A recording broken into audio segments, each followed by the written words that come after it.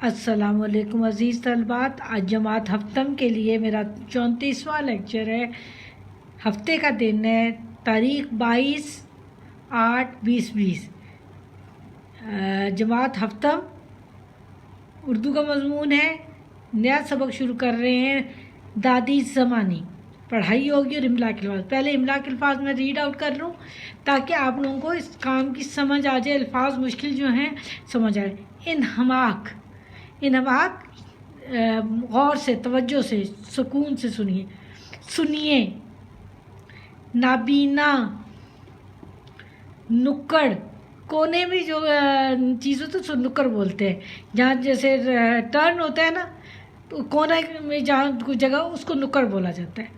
اماجگاہ، جہاں پہ آپ ٹھکانہ ہوتا ہے، آپ بیٹھتے ہیں اٹھتے ہیں، اس کو اماجگاہ۔ رقبے، یہ رقبہ زمین کا رقبہ زمین کے لیے بولا جاتا ہے کہ کتنی وسیع جگہ ہے، کتنا زیادہ رقبہ ہے۔ بیچوں بیچ، دلان، صحن کو کہتے ہیں دلان۔ کھجور، چرپائی، تنہا، چہل پہل۔ راج، مستری، چاقو چوبند، جھلنے والا، پنکھا کھینچ۔ مجال، فرمائش، سنتی، عاجز، کورس، شادیاں، ادھوری۔ میر خسرو رحمۃ اللہ علیہ، رچاؤ یہ اچھی آواز کے ساتھ، اچھے انداز میں۔ محفل میلاد، منعقد، سفارتی تعلقات، آپس کے تعلقات۔ منقطع، ختم کر دینا۔ راج دہانی، جہاں آپ حکومت کرتے ہو وہ آپ کی راج دہانی کہلاتی ہے۔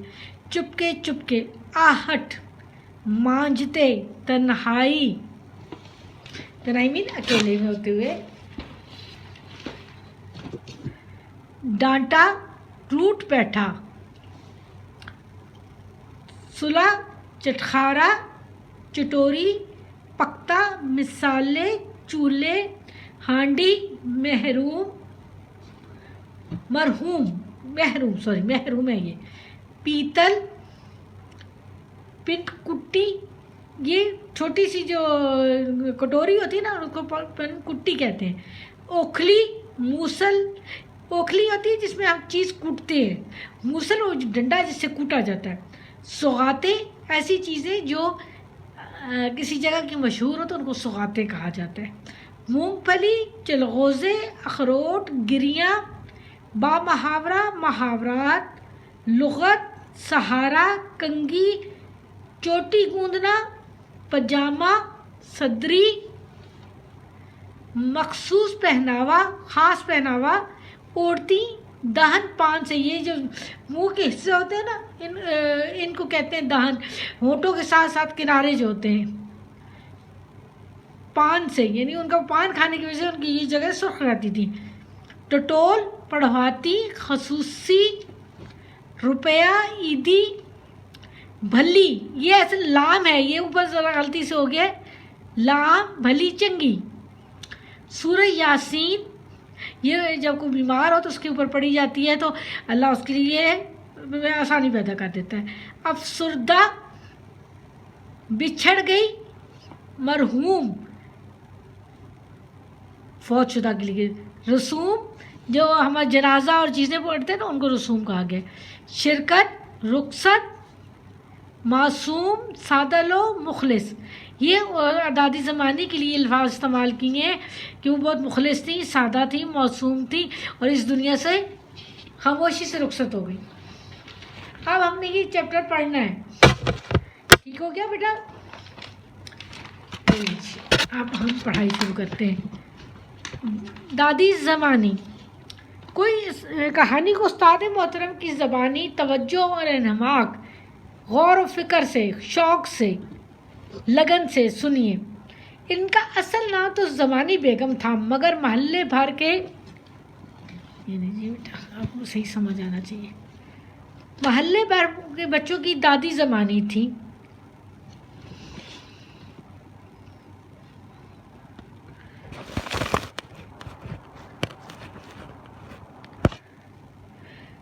दादी ज़मानी की उम्र किसी भी तरह 90 बरस से कम ना होगी। वो नाबीना थी मगर बीमार हरगिज़ ना थी, बल्कि जिंदा दिली की जीती जागती मिसाल थी।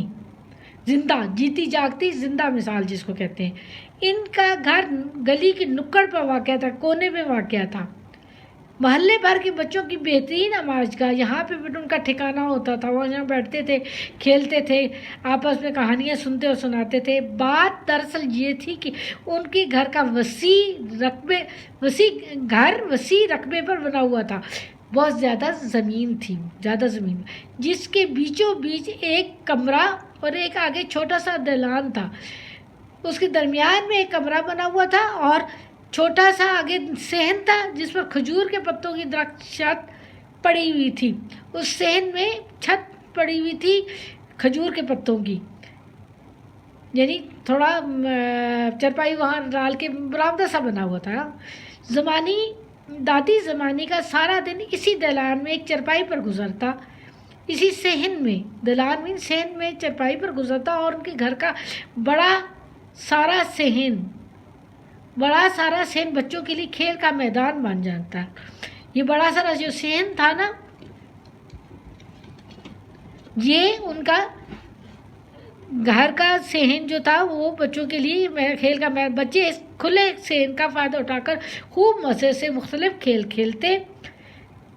दादी ज़मानी घर में बिल्कुल तन्हा होती थी, अकेली होती थी, इसलिए बच्चों के आ जाने से उनके घर में खूब चहल पहल हो जाती, उनका दिल भी लग जाता था, यानी उन दिल पुरसुकून हो जाती थी, उनका दिल भी मसरूफ़ हो जाता था बच्चों के साथ। दादी ज़मानी की शौहर, जिन्हें हम सब दादा वहीद कहते थे, कहीं राज मिस्त्री का काम करते थे। राज मिस्त्री वो जो इमारतें बनाने के वक्त जो काम लोग करते हैं ना, उनको राज या मिस्त्री कहते हैं। वो नहायत चाकू चौबंद, होशियार, चाकू चौबंद, सेहतमंद इंसान थे। उम्र में दादी से कम 10 वर्ष छोटे होंगे। अपनी नाबीना बीवी का बेहद ख्याल रखते थे। सुबह सुबह उठकर उन्हें नाश्ता कराते, फिर खाने की तैयारी में उनकी मदद करते, इसके बाद अपने काम पर चले जाते। उनकी गैर मौजूदगी में, जब वो नहीं होते थे, महल्ले के सब बच्चे दादी का ख्याल रखते और उनके छोटे छोटे काम कर देते। शाम और रात के वक्त दादी सारे बच्चों को बहुत मज़े की कहानियाँ भी सुनाती थीं, मगर इसके लिए ज़रूरी था कि सब बच्चे कहानी को मुकम्मल तवज्जो और खामोशी से सुने। और जो ही कोई बच्चा कहानी के दरमियान बोलता, सज़ा के तौर पर दादी हाथ से झलने वाला पंखा खींच कर उसे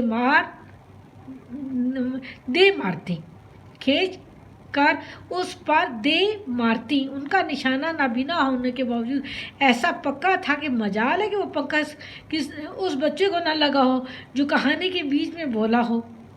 इन लोगों के अल्लाह ताला सेंसेस तेज़ कर देता, तो इस वजह से ये लोग आवाज़ पहचान कर उस जगह पे मारते हैं ताकि उसी बच्चे को लगे। इनकी बहुत तेज़ सेंस होती है आवाज़ सुन के पहचानने की।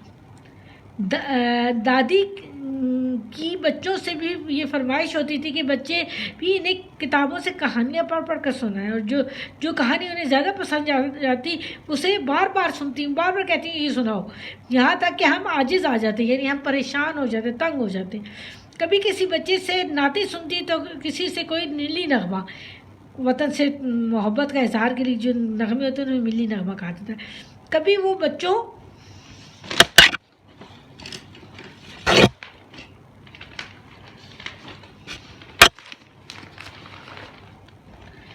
साथ मिलकर खुद भी कोर्स के अंदाज में गीत गाती, मिलकर इकट्ठे सारे एक तरीके से सारे मिल के गाते थे। इनकी आवाज़ भी अच्छी थी। महल्ले भर की तमाम शादियाँ दादी के गीतों के बगैर अधूरी समझी जाती थी, यानी उनकी अपनी आवाज़ भी बहुत अच्छी थी और वो शौक़ से शादियों में गीत भी गाती थी।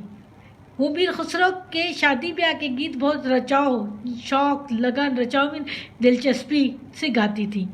महल्ले में जब भी कभी महफ़िल मिलाद मुनक्किद होती, वो महफ़िल मिलाद की जो नाते जिसमें पढ़ी जाती हैं, अल्लाह ताला और रसूल सल्लल्लाहु अलैहि वसल्लम की ज़िंदगी के फरमान सुनाए जाते हैं, महफ़िल मिलाद में ये चीज़ें होती हैं। दादी इसमें ज़रूर नात ख़्वानी करवाती थी, नात ख़्वानी भी कराती थी, हमद भी पढ़वाती थी, यानी उनको शौक़ होता था, ख़ुद भी नात ख़्वानी करती थी। اس میں قرآن پاک پہلے پڑھا جاتا ہے، پھر اس کے بعد نعتیں پڑھی جاتی ہیں، حدیث سمجھائی جاتی ہیں، بہت سی باتیں ہوتی ہیں اس کے اندر ان محفلوں میں۔ دادی زمانی ہم سب بچوں کی دوست تھی، کبھی کبھار اس دوستی میں لڑائی جھگڑا بھی ہو جاتا تھا، کچھ دنوں کے لیے سفارتی تعلقات، آپس کے تعلقات بھی منقطع ختم ہو جاتے تھے، مگر تعلقات میں رکاوٹ آ جاتی تھی مگر ختم نہ ہوتے تھے۔ ایک بار دادی نے مجھ سے وہی ملی نغمہ سننا چاہا جو میں انہیں سنا کر تنگ آ گیا۔